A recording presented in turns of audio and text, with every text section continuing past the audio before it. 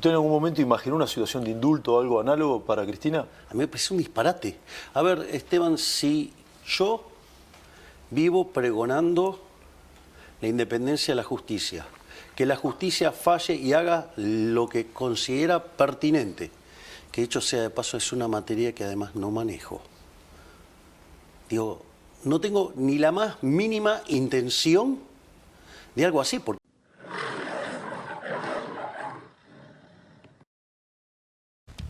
Presidente, gracias por recibirme. Sí. ¿qué tal, Esteban? Un placer. Un gusto, no, el placer es mío.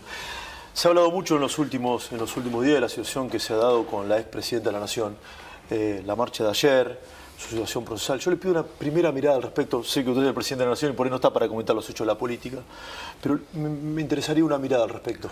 A ver, en primer lugar, me parece que acabamos de dar una lección de republicanismo, ¿no? Donde es un evento extremadamente importante, muestra la salud de la República porque una mujer que fue 2 veces presidente de la Nación, que fue vicepresidente, quedó condenada por corrupción. Además, eso ocurre en este gobierno. Y yo creo que eso efectivamente ha ocurrido porque es el primer gobierno que le da rienda libre a la justicia. Es decir, una de las cosas que fueron parte de mi promesa de campaña es, yo siempre abogué por la libertad del Poder Judicial, que el Poder Judicial sancionara acorde a lo que le parece correcto, y al no existir interferencia sobre el Poder Judicial, se hizo justicia, lo cual es sumamente valioso y que ese activo otros no lo tienen. El tercer punto, si vos querés, es con respecto a... ¿Usted quiere decir que hay otros gobiernos que sí interfirieron en la justicia? Sí, obviamente. No han dejado trabajar en paz a los jueces. Y si... ¿Habla de kirchnerismo o de otro signo político, presidente? Todos, excepto este gobierno. Y lo otro que me parece... O sea, el macrismo intervino en la justicia. Bueno, digamos, al macrismo en la lógica en la cual se intentaba vender como el único opositor al kirchnerismo, siendo que fue el que después le permitió volver, ha jugado un rol en interferir las instituciones, a punto tal que, por ejemplo, en lo que hizo Pichetto en la Cámara de Senadores, cubriéndolo a Cristina, después se lo pagaron dándole la candidatura a vicepresidente, ¿no? Entonces, me parece que es una forma de hacer política a la cual yo no adhiero. Por eso también está el ejército de imbéciles que viven hablando de pactos y de conspiraciones, que además después los hechos demuestran que están equivocados y en lugar de pedir disculpas y aceptar que se equivocaron, redoblan la encuesta diciendo otro tipo de barbaridades. Usted, presidente, yo me imagino la respuesta, pero se la quiero hacer, por supuesto. ¿Usted en algún momento imaginó una situación de indulto o algo análogo para Cristina? A mí me parece un disparate. A ver, Esteban, si yo vivo pregonando la independencia de la justicia, que la justicia falle y haga lo que considera pertinente, que dicho sea de paso es una materia que además no manejo. No tengo ni la más mínima intención de algo así, porque aparte nuestro lema de campaña es el que las hace, las paga. Entonces, ¿qué es eso? A mí me parece aberrante. ¿El indulto le parece aberrante? Aberrante. Es decir, porque significaría que, como no estoy de acuerdo con lo que hizo la justicia, en caso de que yo estuviera en desacuerdo, lo cual, además, tampoco me compete tener, digamos, esa opinión, por decirlo de alguna manera, en el lugar que estoy. Vos fijate que esto, a mí durante la campaña, todo el tiempo me pedían que me expida sobre estos temas y yo siempre dije lo mismo. Hay que dejar actuar a la justicia tranquila. Lo que a mí más me sorprende es que los que más hacen este tipo de ataque son los ñoños republicanos, cuando en realidad el punto es no hay que interferir en la justicia. Si yo estoy aplicando para el Poder Ejecutivo, como era en la campaña, no tengo por qué interferir. Si soy el Poder Ejecutivo, porque además la gente me eligió para ocupar esta silla, no debo interferir. ¿Y qué es lo que hago? No interfiero. Y cuando no interfiero es interesante porque aparece la justicia. Ahora, presidente, usted no quiere opinar del fallo, entonces. Pero además, primero porque no soy una persona idónea en la materia. Primer punto. Segundo punto, digo, la justicia es independiente y lo que falle es el criterio de la justicia. Y como tal, hay que acatarlo. Ayer Cristina planteó algo así como que este gobierno, este modelo, dijo, se cae. ¿Este modelo se cae, presidente? Habría que ver qué es lo que ella considera se cae, digamos. Ella es parte de uno de los peores gobiernos de la historia, ¿no? Es decir, por ejemplo, durante su segundo mandato, ella logró que el PBI per cápita cayera, es decir, porque el PBI se mantuvo constante durante su segundo mandato, pero en un contexto donde Argentina, dado que tuvo los mejores términos de intercambio de la historia, debería haber crecido al 11 per cápita. Es decir, Argentina podría haber hecho una revolución durante su segundo mandato y sin embargo no lo hizo. Además fue parte del desastroso, deplorable e inmundo gobierno de Alberto Fernández, que entre otras cosas además nos encerraron a todos, ¿no?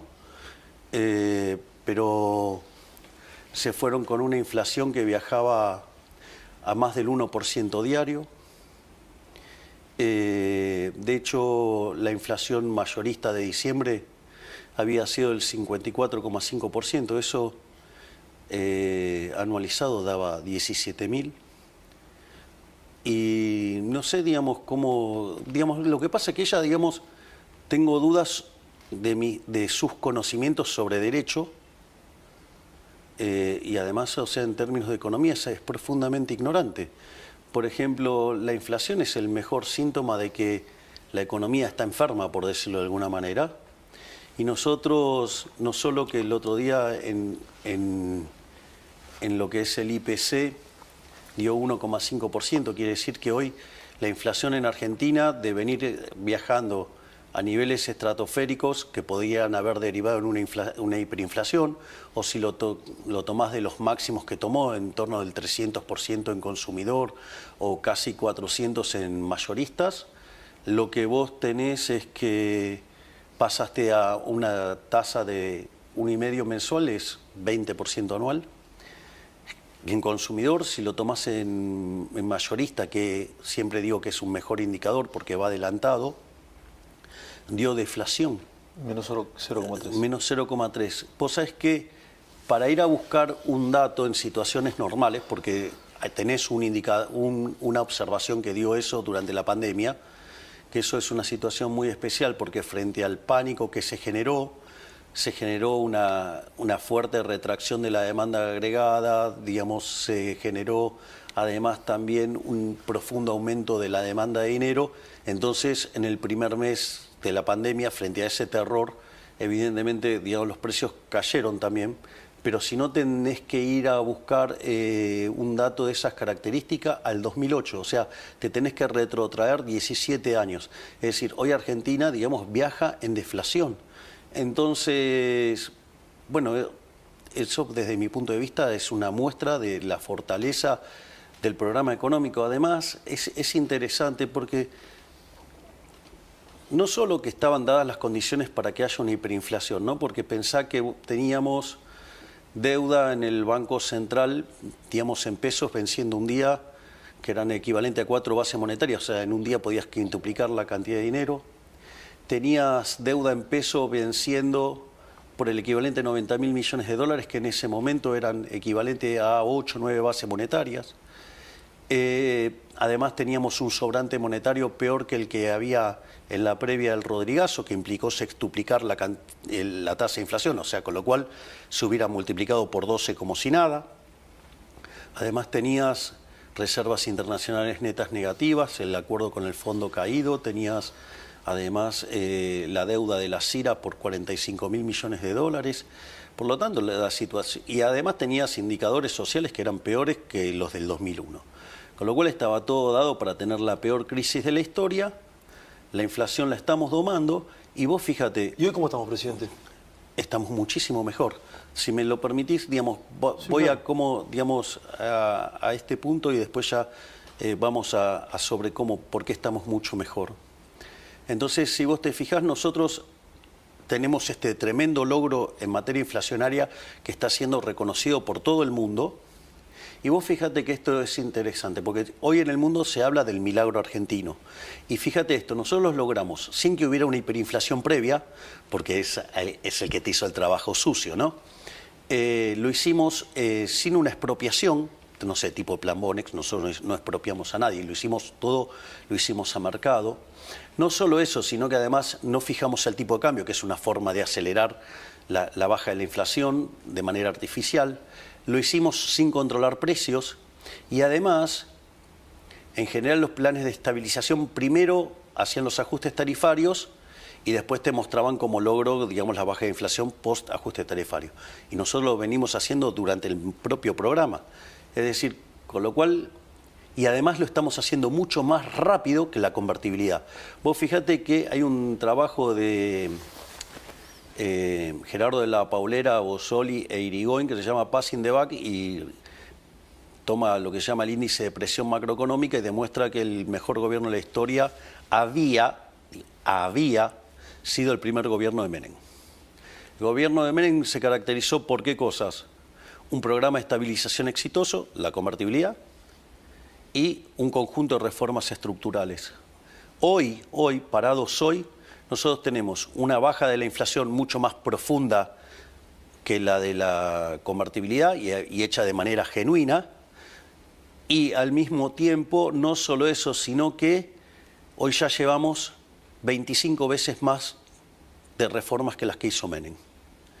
Por lo tanto, digamos, o sea, en primer lugar, yo lo puedo decir sin lugar tipo de duda, es que somos el mejor gobierno de la historia. Y después vos me habías preguntado otra cosa, que es ¿cómo estamos? Mirá, lo primero es, nosotros primero dijeron que no íbamos a poder estabilizar. Cuando empezamos a estabilizar, empezaron a decir que íbamos a hundir a la economía en una gran depresión. Ajustes de la mitad del que hicimos nosotros ajustamos 15 puntos del PBI, generaron caídas de por lo menos, o sea, ajustes de la mitad, caídas de 15% del PBI.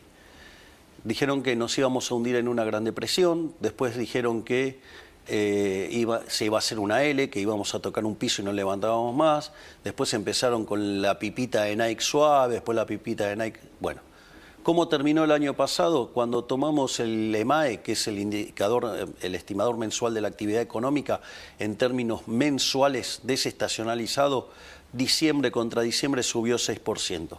Cuando yo miro el PBI del primer trimestre, subió 6%. Cuando miro el PBI del segundo trimestre, lo está haciendo al 8%. Cuando miro la cantidad de pobres, primero sinceramos, nos fuimos a 57%, porque básicamente lo que hubo que hacer era sincerar la macro. O sea, no es que no estaban esos pobres, en realidad estaban ocultos detrás de los controles de precios y distintas, digamos, cuestiones metodológicas en términos estadísticos. Entonces, cuando vos lo sinceraste, bueno, se fue a 57%. Bueno, hoy está en 35%. ¿Qué quiere decir? Que bajamos 22 puntos porcentuales de la pobreza. Sacamos a más de 10 millones de personas de la pobreza. No solo eso, tenías 2 de cada 3 chicos pobres, hoy tenés 1 de cada 2. Entonces, digo, las mejores están... Es más, el salario real... O sea, los salarios respecto a los precios vienen mejorando desde hace 12 meses. Entonces, es más, estamos en récord de puestos de trabajo. Por lo tanto, está funcionando. Lo que pasa que hay que entender es que nosotros venimos de un desastre. Y lo que nosotros estamos haciendo es hacer las cosas seriamente. Digamos, los atajos no te llevan a ningún lado. Hay sectores de la economía que plantean, ¿sí?, que falta empleo en Argentina, que hay una crisis de empleo, y otro sector habla de que Argentina está muy caro en dólares. Primero voy con el empleo, presidente. A ver, digamos, no se manifiesta en aumento del desempleo, así que digamos... la economía se caracteriza por tener muchos sectores, o sea, la economía no es de un solo producto, de un solo agente. Eso es una abstracción que les puede resultar cómoda a determinados economistas, pero la vida real, digamos, es heterogénea, sí. Entonces a algunos sectores les va mejor, a otros les va peor. Es más, yo te diría que vos podrías hacer una matriz de doble entrada. A los que le va bien y los que le va mal, sí, digamos, porque lo que está ocurriendo es que vos tenés un modelo que genera muchos cambios estructurales. Los cambios estructurales no son neutrales. O sea, hay sectores a los que les va a ir mejor y hay sectores a los que les va a ir peor. Ahora, es decir, digamos, ahora, dentro de los que les va mejor están los que se prepararon para el cambio, o sea, la vieron y se subieron a eso, entonces le está yendo muy bien. Después tenés sector, digamos, el sector que le toca, digamos, o sea, está siendo favorecido por esta situación, bueno, que no hicieron nada. Bueno, entonces les va bien, pero no tanto. Ahora, después están los que, digamos, en el cambio de estructura quedan relegados. La industria, por ejemplo, algunos sectores de la industria. Bueno, puede ser, digamos, en el fondo, digamos, vos estás generando un sinceramiento de la economía. O sea, vos estás haciendo una economía libre. Entonces, todos los sectores protegidos, subvencionados, digamos, o sea, los que viven de los demás, sin competir, y bueno. Hay sectores de industria que se van a tener que reconvertir, entonces. Exactamente. Bueno, pero es parte de la vida. Entonces, vos tenés sectores... No hay marcha atrás con eso. Pero de vuelta, explícame por qué yo tengo que cobrarte impuestos a vos, a él, a todos los que están acá, para subvencionar a alguien que no hace bien su trabajo. Explícamelo por qué. Digo, porque vos si haces mal tu trabajo te echan, te aviso. Entonces digo, ¿por qué? ¿Qué hay gente que tiene privilegios? Entonces no, acá se compite. El que hace bien las cosas le va bien, el que no hace las cosas bien quiebra. Dejo el dólar para más adelante. Para competir muchos sectores reclaman reforma laboral e impositiva. Sí, siempre piden algo. ¿Sabes qué? De hecho, nosotros hemos avanzado en la reforma laboral, digamos, tienen la potestad de poder negociar entre las partes. Después no lo hacen. Bueno, digo, o sea, también, ¿qué quieren? Digamos, o sea, yo no los voy a llevar de la mano. O sea, esta economía, la libertad, ¿sabes qué? Digamos, la libertad implica que vos podés hacer todo lo que vos quieras, mientras que no vulneres el derecho a la vida, a la libertad y a la propiedad de los demás. O sea, vale el principio de no agresión. ¿Ok? Ahora, así como vos te vas a poder apropiar del fruto de tu trabajo, también te tenés que hacer cargo de los costos. Sí, ahora, ¿son reformas a futuro esas o no? Nosotros ya hicimos 2.500 reformas, Esteban. Es decir, ahora, ¿que vamos a seguir? Sí, no tengas duda. Nosotros vamos a seguir haciendo reformas hasta convertirnos en el país más libre del planeta Tierra. Eso no tengas duda. Ahora, dicho eso, digo, también... tenemos que pasarlas por el Congreso, para algunas reformas tengo músculo, para otras no. Entonces, bueno, o sea, de vuelta, las cosas no son instantáneas. Ahora, el punto, y después también lo que veo es que, no sé, tenés que hacer, por decir algo, 1000 reformas, hiciste 999 y lo importante es la que falta siempre. La verdad que, bueno, se nota que mucha gente, ¿viste? ¿A los gobiernos no peronistas se le exige más? Eso no tengas duda. ¿Hay una vara distinta para medir al gobierno peronista y al no peronista? Definitivamente. Sí. Recién le planteaba lo del dólar. ¿Argentina está caro en dólares? La pregunta es, ¿el tipo de cambio está intervenido? No, hay bandas. Flota. Flota. Ok, ¿no? Sí. Te diría Josovich, sí, ¿no? Flota. Gritó más igual Josovich. Bueno, está bien, digamos, ok, digamos. Sí. Pero, ¿cómo es que está caro? Si el tipo de cambio es libre. El tipo de cambio es libre. Es decir, no se puede ser tan arrogante.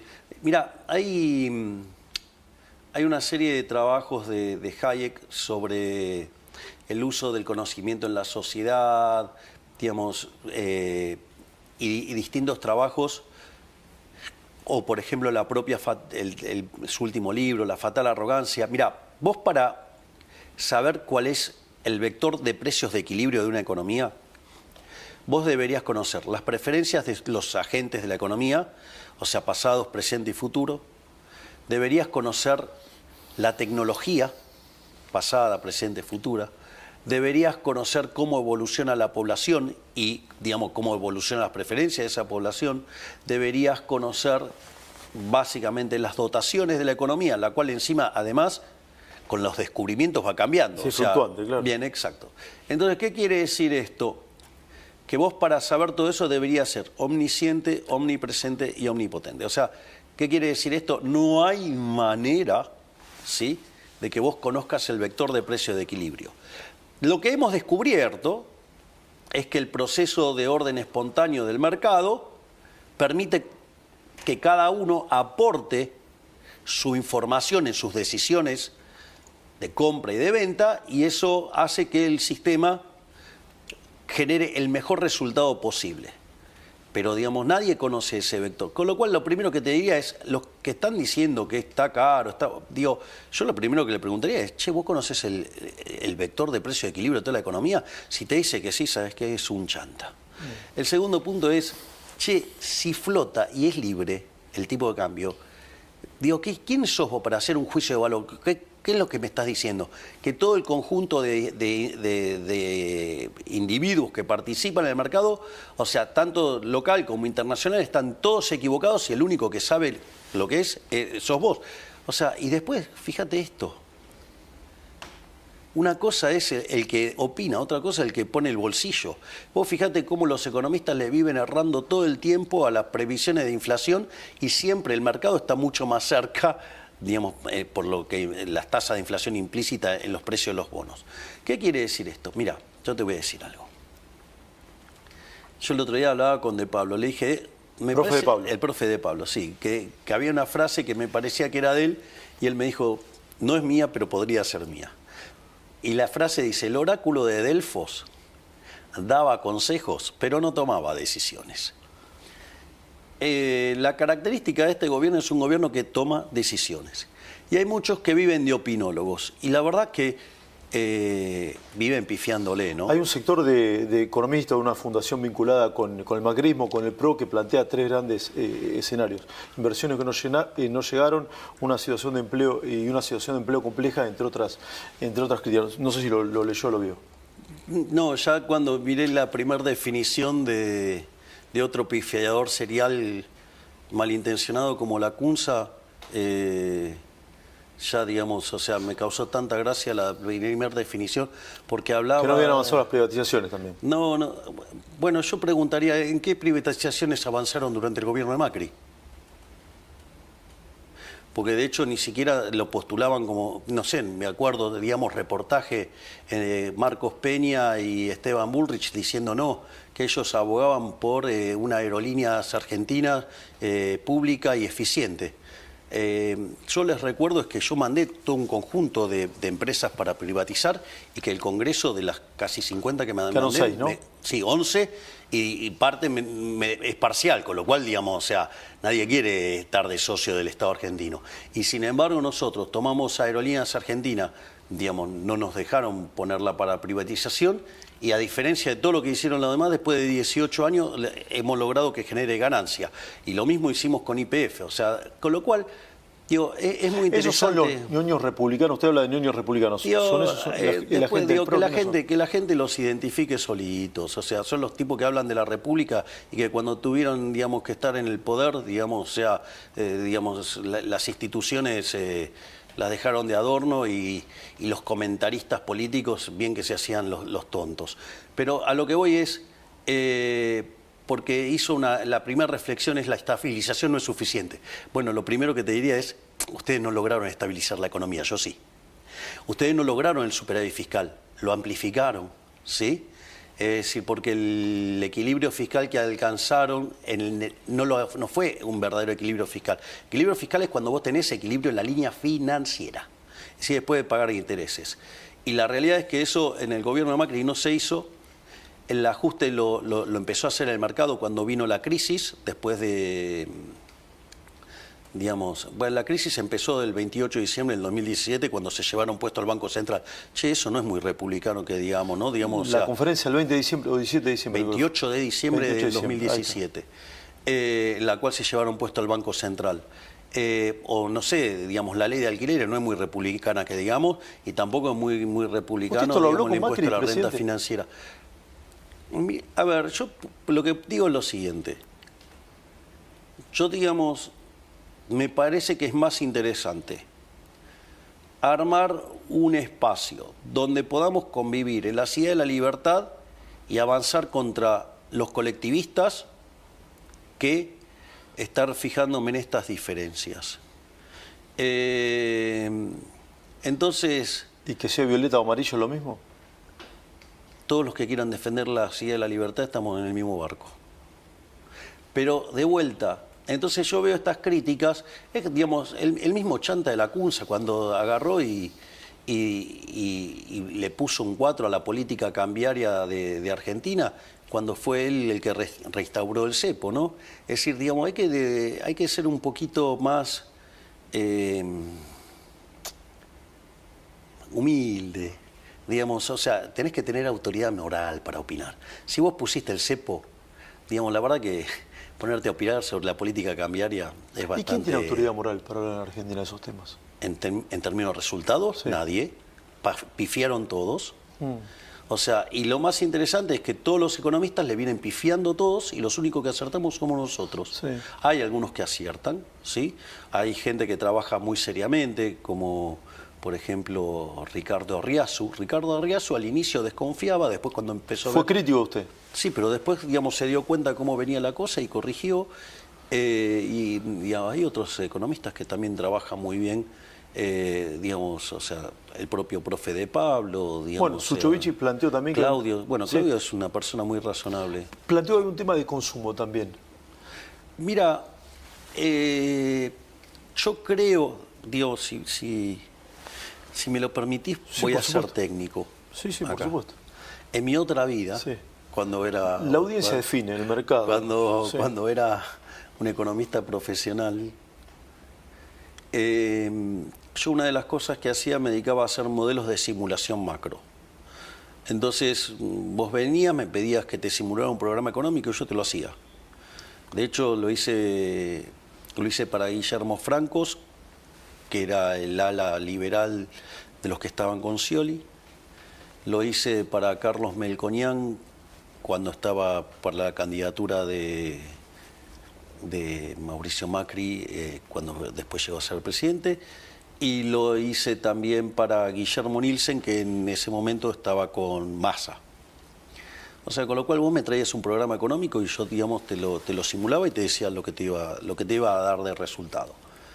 Dentro de las cosas que tenía que estimadas adentro de ese modelo, tenía que tener una función de consumo. Una de las cosas que pasaba con la función de consumo es que yo traté de ver cómo funcionaba con las ventas de supermercado y las ventas de shopping. Bueno, no da nada, nada. Econométricamente no da nada. Igual el último dato de supermercado dio 9 arriba y shopping dio casi 20 arriba. Pero al margen de eso, la forma en la cual digamos, se estima el consumo sale por diferencia. Por lo tanto, después vamos, o sea, vos tenés estimación de la producción. Yo tengo una pregunta, ¿vos te crees que el tipo que produce es un imbécil y que produce para tener guardado inventarios, que eso lo que hace es bajarte el retorno? Porque cuando el retorno de una compañía es margen por rotación. Dados los márgenes, si vos le bajás la rotación, vas a ganar menos plata. ¿Vos te crees que los empresarios se dedican a perder plata? Entonces, ¿cómo es que sube la producción si no tienen consumo? Primer punto, digo, por favor, digamos, o sea, pero claro, tienen menos calle que Venecia estos idiotas.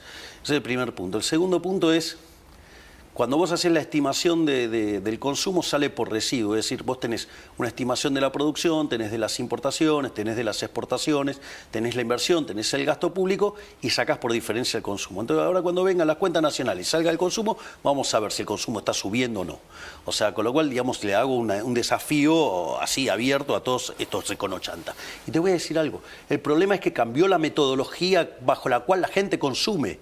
Digamos, es mejor proxy mirar qué está pasando con las ventas de Mercado Libre que cualquier indicador de estos, digamos, que tenemos de... Es decir, ¿es más fiable el pronóstico o el número que pueda tener Mercado Libre en ventas que... Absolutamente. Si la gente se la pasa comprando, digamos, por Mercado Libre y usa Mercado de Pago. Entonces, de vuelta, digo, parece que no aprenden, pero tampoco quieren aprender. Entonces, pero por eso te dejo planteado el desafío. Sí. Cuando salgan las cuentas nacionales, vení y hablamos volvemos a hacer una entrevista. Y hablamos de qué pasó con el consumo, a ver qué dio. Digo, así, digamos, terminamos con estos econochantas mentirosos de una vez, que dejen de mentirle a la gente. Que dicho sea de paso, algunos de ellos haciendo sus grandes asesoramientos sobre el tipo de cambio, mandaron a la quiebra a empresas. Ejemplo, Melconian mandando a la quiebra a Grobocopatel apostando $1 de 2.000 pesos. Dale. Presidente, hace mucho tiempo está hablando de la situación de los jubilados. Se aprobó en la Cámara de Diputados una reforma que tiene en cuenta la actualización de un bono y una moratoria. Usted ya dijo que va a vetar si eso se transforma en ley. ¿Está en agenda algún tema para los jubilados? A ver, no, vamos por partes. A ver. La pregunta es,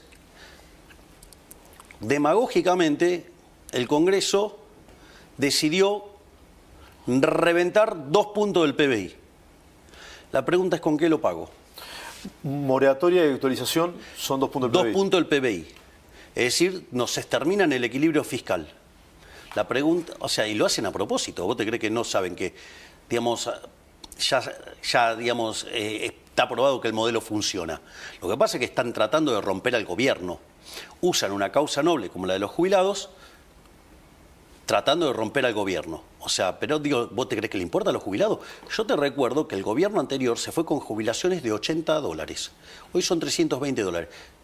No estoy diciendo que es mucho. Sí, lo que estoy diciendo es muy poco, que usted lo sabe. Está bien, pero bueno, muy poco, digamos, o sea, digamos, también, digo, eso implica un juicio de valor muy particular. Porque, digo, pero está claro que de $80 pasamos a 320.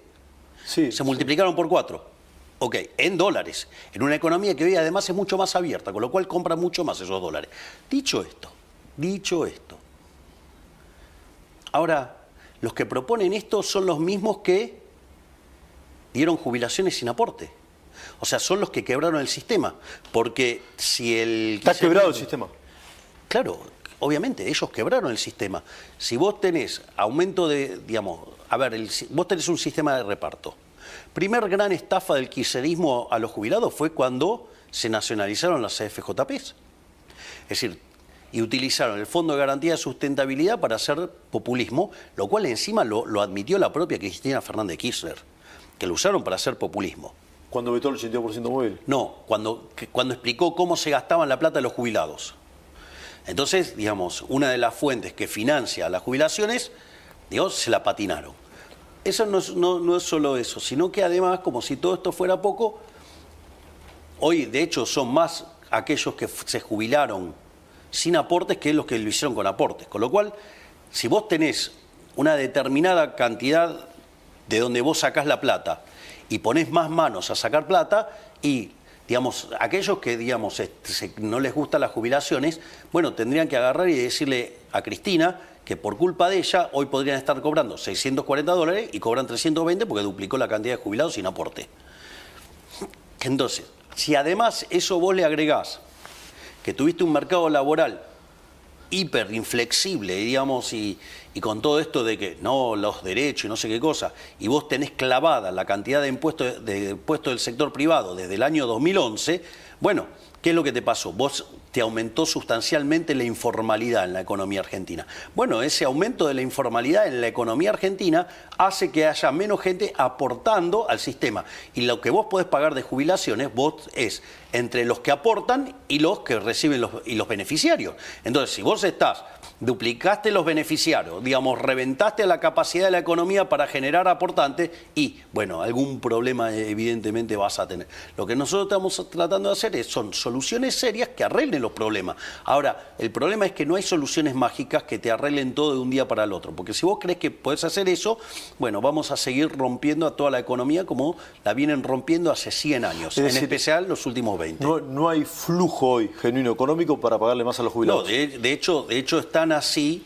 que, digamos, solamente de lo que surge del sistema previsional es una parte de lo que lo financia, el resto se financia con otros tipos de impuestos. Entonces, y ahora vos que me venís a proponer aumentar 2 puntos del PBI del gasto público, ¿me decís con qué lo financio, Esteban? ¿Qué lo financio con emisión monetaria?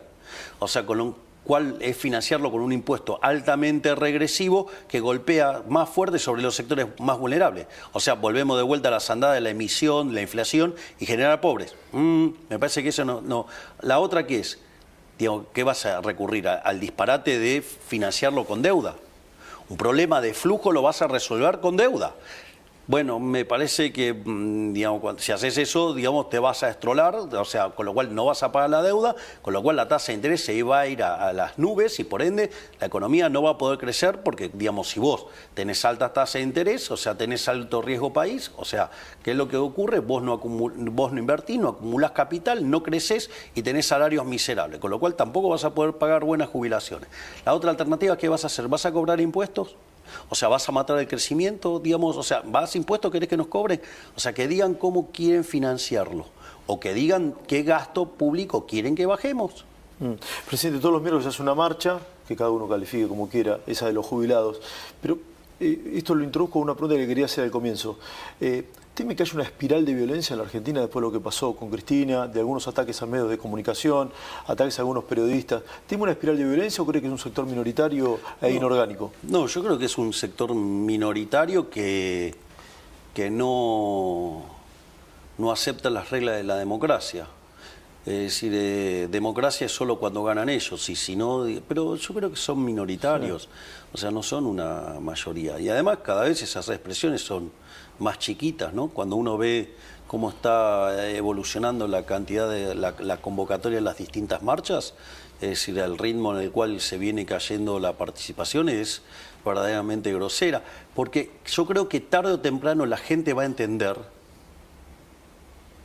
lo siniestro y nefasto que son la gran mayoría de los políticos argentinos, que detrás de, digamos, que esconden los curros detrás de causas nobles. Es decir, esconden los curros detrás de sectores muy sensibles. Digo, ya lo hicieron con la educación, ¿no? O sea, detrás de la educación esconden sus curros. Entonces, cuando vos vas a atacar los curros, pedís auditoría, te dicen que vos estás atacando la educación. No, no estás atacando la educación, estás atacando a los chorros que viven de robarse la plata de la educación. Esto es todo igual. O sea, y yo creo que la gente, afortunadamente, está madurando y le está sacando la ficha a los políticos. Se están dando cuenta del tipo de delincuentes que son. Habló de gente y de convocatoria. ¿Esperaba más gente en la marcha de ayer? Yo no tengo por qué esperar nada, que la gente se manifieste y haga lo que quiera. Es decir, yo la marcha de ayer, ¿sabés cómo la vi? Yo dije como ayer... un partido homenaje. ¿Cómo? Como un partido homenaje.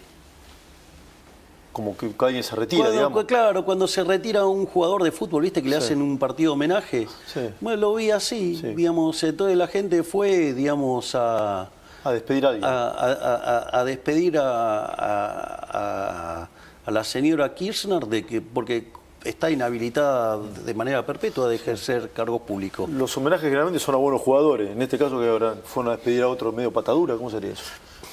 No, porque si vos te fijás a la declaración de la gente, que esto es otro de los grandes daños que hizo el kirchnerismo, que es el daño cultural, que es el daño en los valores éticos y morales de la sociedad. O sea, no cuestionaban que robaran. De hecho, les parecía bien porque había repartido el botín con ellos. Y después hay algunas reflexiones que uno debería entender también la gente. Digamos, o sea, la gente no tiene por qué saber de economía. Entonces, ¿qué es lo que pasa? Digamos, porque la gente dice, bueno, yo estaba mejor. Bueno, a ver, veamos qué es yo estaba mejor. Te espoleo la respuesta, porque te comiste el capital. Y encima no te comiste tu capital, te comiste el de otro. Pero vamos a hacerlo con un ejemplo para que se entienda. Suponete que vos, digamos, decidís con tu familia irte de jarana a Europa. Entonces, hipotecás tu casa, prendás tu auto y tomás esos fondos y te vas de joda a Europa. Y se pasan la gran vida, la verdad que la están pasando fenómeno, o sea, se están divirtiendo y llega un momento que se empiezan a quedar sin plata. Entonces, digo, se tienen que volver porque ya no tienen, se están quedando sin combustible. Cuando vos volvés a la Argentina, ¿qué te pasa? No tenés trabajo, digo, porque te estuviste afuera, perdiste tu trabajo, no tenés ingresos y el banco te va a ejecutar la hipoteca y la prenda. Con lo cual vas a volver y se van a quedar todos en la calle. Y sin auto. Claro, bueno, por eso, sin calle, y sin casa y sin auto. claramente vos podrías decir, antes estabas mejor. Sí, claro, te estabas consumiendo el capital. Entonces, cuando te consumís el capital, te pasa eso. Antes estaba mejor, sí, porque te consumiste el capital. Ahora, eso, digamos, en ese caso, de última, vos tomaste malas decisiones, vos pagás el costo, no pasa nada. Acá el problema es que esta gente se estaba yendo de joda por todos lados y la cuenta la pagaba el vecino. Entonces, eso además generó también la resistencia que hay contra el kirchnerismo. ¿Por qué? Porque le robaba a uno para dársela a otro y obviamente en el medio se quedaban cosas, el auténtico, el que reparte se queda con la mejor parte. Todo pareciera indicar eso. Entonces, o al menos la justicia dijo eso. Entonces, dicho esto, por eso la gente siente que estaba mejor, pero hay que explicarle. Ahora, ¿qué es lo que pasa? Vos te comiste el capital. Al comerte el capital, la relación capital-trabajo de la economía baja. Al bajar la relación capital-trabajo de la economía, la productividad es menor y por ende los salarios son menores. El problema es que Argentina, es una economía que se empobrece. Ahora, ¿y cuánto hace que hace esto? Hace 100 años que hace esto, donde en los años del kirchnerismo fue muchísimo más violento. Pero esto, no es nuevo. O sea, lo que pasa es que eso es lo que hay que entender, cómo devastaron la economía, descapitalizaron la economía. Es más, se vivían jactando del consumo. Bueno, jactarte del consumo implica, ¿sí?, que vos no estás ahorrando. Y si vos no ahorrás, no invertís. Sí, vuelvo, si me permite, vuelvo sobre la violencia, porque se dijo usted autoritario, nazi y un montón de otras improperios en muchas de estas marchas. ¿Cree que hay consenso social para la violencia o, insisto, es un grupo menor? No, yo creo que son un grupo minoritario. Son una minoría ruidosa. Y cada vez son menos. ¿Cada vez son menos? Sí. ¿Quién cree que es su rival político? Yo no miro la política en esos términos. O sea, a mí me llama la atención, de gran parte de los analistas políticos locales que parecieran vivir en la edad de piedra. O sea son neandertals. Yo no miro la política en esos términos. O sea, yo miro esto como un trabajo, Esteban. Sí. A mí me dieron un job description. Mi job description era bajar la inflación y terminar con la inseguridad. La inflación la estamos aniquilando. La inseguridad tenemos los niveles más bajos de la historia. Listo, yo estoy haciendo mi trabajo. O sea, yo lo que tengo que hacer es, yo ¿sabes qué hago? Le hago delivery a la gente. ¿Cómo es eso? Claro, de vuelta, cuando nosotros empezamos éramos un montón de promesas. De hecho, nosotros teníamos un programa de gobierno muy ambicioso, porque no es que teníamos un gobierno, que de hecho todo el mundo decía que era imposible. Bueno, nosotros no solo estamos demostrando que es posible, sino que además nosotros hoy ya, a 1 año y medio de gobierno, sobrecumplimos todas las promesas de campaña.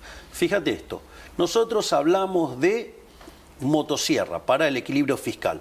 Nosotros creíamos que íbamos a alcanzar el déficit cero en el primer año de gobierno. Todos decían que era imposible. Sin embargo, nosotros lo conseguimos en el primer mes de gobierno. Nosotros dijimos que íbamos a ir a un caso de competencia de monedas y que eso podría generar un proceso de dolarización endógena. Bueno, eso ya está ocurriendo desde septiembre del año pasado. No solo eso, bueno, liberamos el cepo, que decían que era imposible de liberar. Después, por ejemplo, en lo que tiene que ver en política de seguridad, seguridad interior, o sea, el Ministerio de Seguridad, Patricia Bullrich, tenemos los indicadores más bajos de criminalidad de la historia, o sea, estamos sobrecumplidos. En materia de defensa, ¿sí? O sea, seguridad respecto a otros países. El programa de reequipamiento que ha hecho el ministro Petri es el más grande de la historia argentina, el más grande de los últimos 50 años. ¿Sabía que hoy Argentina es la 23ª potencia militar mundial? No, no lo sabía. Pensé que no estaba ni entre los 100. ¿Qué dato, no? O sea, bueno, gestión Petri. Entonces, ¿qué más, me comprometí? Me comprometí en una política internacional alineada con Occidente, donde determiné que mis 2 grandes socios iban a ser Estados Unidos e Israel. Y usted mira mi política internacional, es bien consistente ya con le quiero eso. preguntar por la gira y la situación que se está dando entre Israel e Irán, pero quiero volver sobre esto. Usted varias veces manifestó la idea de ir por su reelección, ¿sí? ¿Esa idea está firme? Esa idea está, sí, si la gente lo avala. Sí. O sea, hay que pasar por las urnas. Sí. ¿Y usted qué lee de la temperatura que hay en la sociedad? Esteban, yo no tengo que mirar nada. Yo tengo que hacer mi trabajo y después lo someto a evaluación de la gente. O sea, yo no estoy en la politiquería, en a ver si chicaneo a tal político. Sí. Yo trabajo. O sea, usted no levanta el teléfono de un diputado para llamarlo por una cuestión u otra, o de un concejal, o... ¿Para qué? Entonces, para hacer política. No está en su ADN. No está en mi ADN. Ahí voy a hacer una aclaración también, porque esto es interesante. El gobierno tiene 3 líneas de acción. Tiene la gestión, tiene la política y tiene la batalla cultural. En la gestión, yo estoy involucrado muy activamente en 5 de 8 ministerios. O sea, yo estoy muy involucrado con el Ministerio de Economía, digamos, o sea, donde además con el ministro Caputo tengo una relación simbiótica, directamente simbiótica, además de la relación fabulosa que tengo con un gigante como es José Luis Daza o Pablo Quirno. Es el equipo de Caputo. Sí, bueno, está bien, pero Pablo Quirno, junto a Santiago Bauzil, presidente del Banco Central, es el arquitecto de arreglar el déficit cuasi fiscal, que eran 10 puntos del PBI. Vamos, ey. O ese gigante que tenemos de secretario, digamos, que es Guberman, ¿sí? Digamos, que se encarga de mirar los números. Sí. Los 5 ministerios son economía. Pues bueno, por eso. Después está claro que Cancillería, digamos, yo digo, a eso le pongo el cuerpo activamente, me demanda mucho, pero bueno, hemos puesto a Argentina en el mapa mundial de una muy hermosa manera. Después con otro ministerio que trabajo muy duramente es con Capital Humano, que es una de mis invenciones. O sea, el mundo admira nuestro trabajo de Capital Humano. El propio Papa, el León XIV, ha ponderado el trabajo de Sandra Petovelo y ha pedido, digamos, que interactúe con los responsables de políticas sociales del Vaticano para que, digamos, intercambien experiencias. No solo eso, digamos, el Ministerio de Desregulación, otra de las criaturas que he inventado, digamos, donde Sturzenegger, digamos, hoy, digamos, es un referente mundial por la tarea enorme que estamos haciendo, donde estos 2 ministerios son 2 ministerios pura y exclusivamente aplicados a generar crecimiento económico. Y ¿cómo es? Digamos, ahí, digamos, o sea, también, digamos, hay una... Y seguridad, me imagino. Bueno, con la doctora Bullrich yo me junto una vez cada 2 semanas. O sea, trabajamos de una manera... Bueno, es impresionante lo que acaba de hacer ahora, que vendría a ser una suerte del FBI argentino. O sea, digamos, es una ministra excepcional. Yo digo, solo tengo palabras de admiración y sobre todas las cosas de agradecimiento con la ministra Bullrich. Sí, presidente, hablaba de la gestión... No, pero espere, sí, a ver. Claro, pero no, quiero aclarar porque después, porque yo suelo mencionarlos menos a los 3 ministros que restan, pero es porque no sé del tema. Es decir, la realidad es que Mariano Cunha Libarona hace un trabajo espectacular en justicia, pero no soy una persona idónea en términos de derecho. Bueno, si de derecho no soy bueno, imagínese en temas de salud, digamos, Mario Lugones hace un trabajo fenomenal y yo no sé el nombre ni de los huesos. El otro día fui a una reunión y dije, me enteré que la primer cervical se llama Atlas. O sea... No sé los nombres. Entonces, digamos, o sea, no es, digamos, ¿qué le puede opinar? O sea, por eso a veces no los menciono. ¿Y usted lo deja decidir? Sí, bueno, y me falta el ministro Petri, que es una superestrella, ¿no? Porque todos conocen lo que hace en materia de defensa, pero, digamos, la gente no sabe que es un gran ministro, y además de un ser humano formidable. Porque, por ejemplo, nosotros a veces discutimos cuestiones en gabinete y algunas requieren leyes, otras decretos, otras, digamos, circulares. Sí. El presidente habló de salud, está el tema del Garrahan, de los médicos del Garrahan. Sí, ahora hablamos, yo no tengo problema. Ahora, digamos, y de repente al otro día aparece Petri con la solución. O sea, es un ministro, digamos, es un superministro, y ni que hablar, digamos, de la muñeca de Guillermo Francos. Pero... Le hacía el paréntesis de los médicos del Garrahan, bueno, llegó a hablar de salud. Sí, pero digo, terminemos con este bloque y vamos a lo del Garrahan. Yo no tengo ningún problema de discutirlo al hueso. Después está la parte de la política. Digo, usted puede ir y hablar con mi hermana, que es quien, digamos, que dicho sea de paso, la gente no tiene idea de lo difícil que es armar partido en un distrito. Es muy complicado, es muy complicado. Bueno, armó 17 en 6 meses. Y en las últimas, y todas las elecciones que participó, por ejemplo, el kirchnerismo lo pasó por arriba. A todos los que son los competidores nacionales, los pasó por arriba. Digo, el mejor ejemplo es lo que pasó en la ciudad.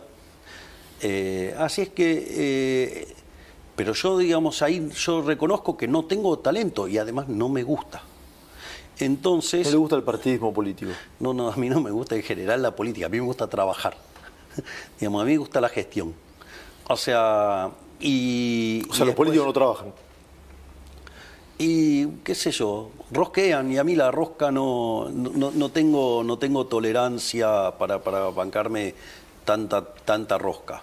Digo, no estoy diciendo que no sea importante, pero digo, por eso hay gente brillante que lo hace en mi lugar. O sea, pero digo, yo no me puedo involucrar porque no tengo talento para eso tampoco. O sea, no tengo talento, digo, no tengo, digamos, vocación para eso. O sea, no, yo digo, trabajar. Yo entiendo que trabajar, eso sí entiendo. De lo otro me cuesta más. Y decía la batalla cultural. Y después la batalla cultural es la parte que más me divierte. O sea, esa es la parte divertida del trabajo, que es expandir las ideas de la libertad por todo el mundo. O sea, en Argentina y en el mundo. ¿Y aquí estaría Caputo y Laje? Por dar 2 ejemplos. Bueno, Agustín es un gran pensador, pero también hay que destacar el rol de Axel Kaiser, hay que destacar el rol de Adrián Rabier. Digo, la verdad que lo que están haciendo en Faro es algo verdaderamente muy bueno. O sea, y después, digamos, con Santiago Caputo, digo, igual que mi hermana, son parte del Triángulo de Hierro. O sea, no se rompe ese triángulo. Digo, a ver, ¿usted cambiaría equipo que gana? Yo no. Y bueno, ¿por qué pretende que yo lo cambie? No, yo no pretendo nada. Yo tampoco sé gestionar absolutamente nada. Sí, presidente, le preguntaba de los medios del Garrahan y su situación. Entonces vamos por parte. Primer punto. Nosotros le incrementamos los recursos al Garrahan un 240%. Muy por encima de todos los que dimos a otros lugares. Por lo tanto, o sea, nosotros no decimos que nos importa el Garrahan. O sea, lo manifestamos en hechos, poniendo plata. 240% aumentó la partida del Garrahan. Primer punto. Segundo punto. En el caso del Garrahan, usted tiene que en hospitales equivalentes, 2/3 de la nómina son médicos y 1/3 es administrativa. En Argentina, 70% de la nómina es administrativa. Es decir, usaron una causa noble e importante como la del Garrahan para esconder militantes políticos. Es decir, ¿qué es lo que nosotros pretendemos? Es un control biométrico de quiénes van y quiénes no van. Porque esa sobreplanta administrativa es la que le quita recursos a los médicos. Ese es otro punto. Otro punto también muy importante. ¿La plata de ese ahorro va a ir a los médicos? Obviamente, para eso está hecho. No es que vamos a achicarle la partida, es el ahorro que hacemos de sacar los que no trabajan, darle la plata a los que sí trabajan. Ese es otro punto. Después, otro punto más que es importante es el tema de las residencias. En otros países del mundo las residencias no son rentadas. No son rentadas. O, en otros casos, hasta pagan por las residencias. Nosotros ahora lo que estamos haciendo es que las residencias no sean hechas por extranjeros para que queden entre los argentinos y puedan, digamos así, generar más ingresos. Y después, otra cosa es, yo lamento que los que hicieron el reclamo mintieran. Y que además contaran con la connivencia, complicidad de periodistas que literalmente son unos delincuentes, unos mentirosos. Porque si van a hablar del reclamo y ponen con la línea de la pobreza, vos tenés que usar un ingreso de una persona se compara con la línea de pobreza de una persona. No se compara la línea de pobreza de una familia tipo de 4 personas contra un ingreso, que era lo que estaban haciendo. Cuando decían la línea de pobreza es de 800.000 pesos, ese es el caso para 4 personas. La línea de pobreza es 360.000 pesos. Entonces, no mientan con las comparaciones. De hecho, si bien la diputada Juliana Santillán erró en el dato porque usó el número de la verdadera base de comparación, que es la del individuo, y dijo que era para cuatro personas. Bueno, pero eso también es muy interesante, porque ella después lo corrigió en vivo, se dio cuenta que se había equivocado y lo corrigió. Pero ¿qué es lo más interesante? Que cuando cometió el error, las basuras de los periodistas, basuras que estaban ahí, le saltaron a la yugular. Que eso era básicamente de un individuo y que 800.000 era... Porque se había equivocado, no, presidente. Está bien, pero entonces quiere decir que... quiere decir que esas basuras que ofician de periodistas sabían el número y cuando la persona del Garrahan estaba mintiendo, no lo dijeron. No, ¿cómo? Si lo tenían presente para saltarle la yugular a la diputada Santillán, los mismos periodistas, digamos, no lo tenían presente cuando la persona del Garrahan... tenía presente el número finito. La persona del Garrahan mentía. No, ¿cómo? Digamos, a ver, si vos lo sabías el número en el mismo momento para saltarle a la yugular a la diputada Santillán, ¿por qué no le saltaste a la yugular a las personas del Garrahan que estaban ahí mintiendo con el número de pobreza? Digo, hagamos un acuerdo de que dentro de... Así como yo digo que dentro de la profesión de economía está lleno de delincuentes, ¿sí? Bueno, hagan un mea culpa de los impresentables que tienen en sus filas, vamos. Digo, mienten, calumnian, injurian, digamos... porque esos son los que ensucian al resto del periodismo. Sí, presidente, es un tema para hablar. Son el 90% aparte, los que hacen todo este tipo de aberraciones. Parece insólito, pero tenemos que ir cerrando. Pero no es porque no quiera hablar de esto, pero te quiero, porque si no Adorni me va a matar. Y me hace así, cortá, pelado. Pero no me lo dice por el tema, sino porque, por un tema de tiempo. No puedo dejar de hacer esta entrevista sin hablar de Israel. Usted volvió de aquel país, no bien se inició el bombardeo a los puntos estratégicos de Irán. ¿Cómo está esa situación y cómo lo está haciendo el gobierno? A ver, yo quiero que... acá hay que hacer varios puntos. Primer punto. Yo soy un aliado de Israel. Entonces, pero quiero que la gente entienda qué es lo que está pasando. Primer punto. Israel acepta que existan otros países. Eso es cierto. Irán no acepta que exista Israel. La verdad. Primer punto. O sea, digamos, usted tiene un caso de un país que quiere exterminar a otro. O sea, Irán es una teocracia que quiere exterminar al único país, a la única democracia libre de Medio Oriente. Los quiere exterminar. Entonces, digo, usted es muy difícil querer negociar con alguien que lo quiere exterminar. Primer punto. Segundo punto. Hay un elemento muy importante acá, y es que Israel, digo, está dando la batalla de Occidente. Si usted se fija, digamos, a Israel no solo lo ataca Irán, sino que también los atacan los terroristas, llámese Hezbollah, Hamas, los Houthi, sí, digamos, o sea, todos atacan a Israel. Pero al mismo tiempo Israel también es atacado por la izquierda. Esto es muy importante porque hay toda una demonización de Israel y muy especialmente de mi queridísimo amigo Benjamín Netanyahu. ¿Sí? Digamos, y voy a explicar por qué, porque esto también es de una gravedad enorme. Porque los medios mienten abiertamente. Yo le voy a explicar algo.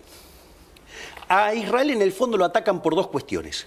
Lo atacan los teocráticos porque lo quieren hacer desaparecer. Y lo ataca la izquierda básicamente porque Israel, en el fondo, son las bases del sistema capitalista. La base moral del capitalismo es la cultura judeocristiana.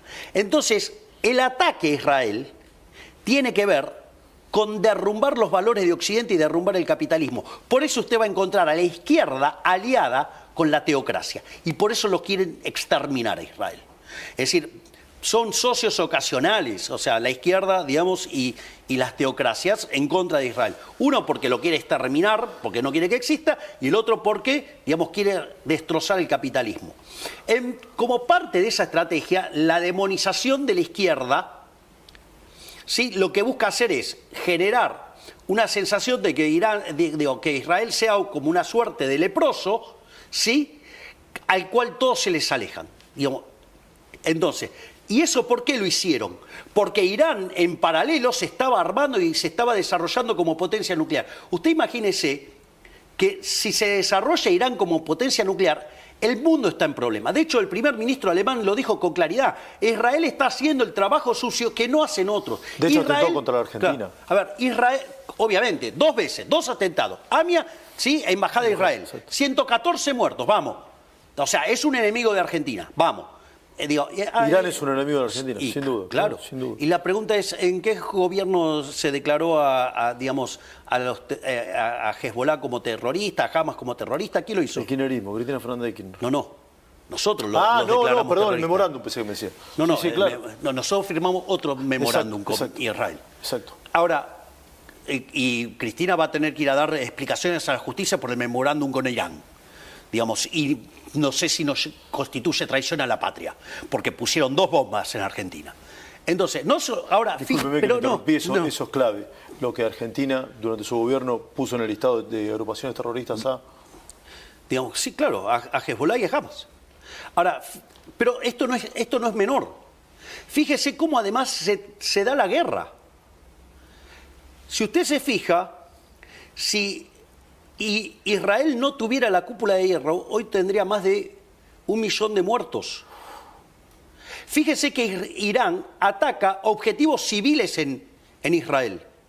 Y sin embargo, ¿qué noticias usted encuentra de Israel contra, digamos, Irán? Son todos altos mandos, son todos ataques quirúrgicos.